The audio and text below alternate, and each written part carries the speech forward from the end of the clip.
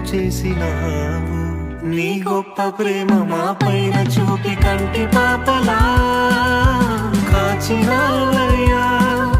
చంటి పాపను మోసినట్టు మోసినావయ్యా. చేతి నీడలో దాచినావయ్యా. తోడుగా మా ముందరే నడిచినావయ్యా. పోషించినావయ్యా, బలపరచినావయ్యా.